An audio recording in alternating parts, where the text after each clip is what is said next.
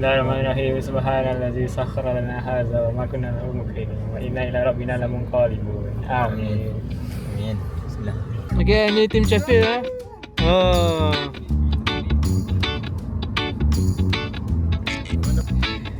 Scan siapa ni?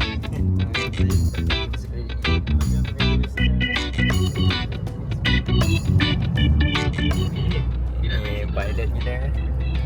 Co-pilot kita function. Jam setengah ni sampai. Saya Adli lah. Abang susah nak sebut nama farm ni, tapi in your onan lah nama dia. Tak tahu lah nama Jawa ke apa, Allahualam.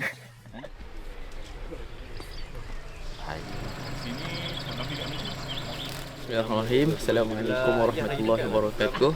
Okay, currently obviously we are preparing for our first hike, tengah breakfast and stuff.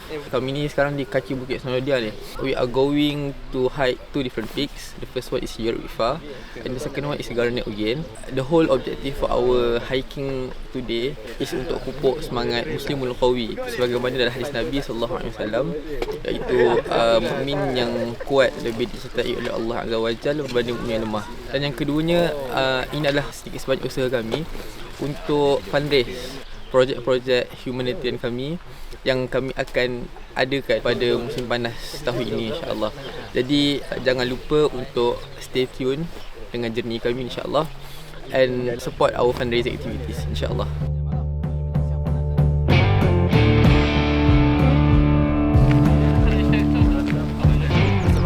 Dasar baru.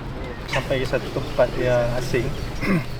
Nabi akan baca doa ni lah. Untuk baca doa ni kita akan pegang bumi. Bismillahirrahmanirrahim. Bismillahirrahmanirrahim.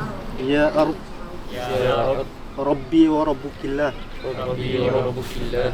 A'udzu billahi min syarriki A'udzu billahi min syarriki wa syarri ma fiki wa syarri ma fihi wa syarri ma khuliqa fiki wa syarri ma khuliqa fihi wa syarri ma dabba alayki. wa syarri ma dabba alayki. A'udzu billahi min syarri kulli asadin A'udzu billahi min syarri wa aswadin wa aswadi wa hayyatin wa hayyin wa aqrabin wa aqrabin wa min syarri sakinil balad min syarri sarin wa min syarri walidin wa ma walad. Belum je.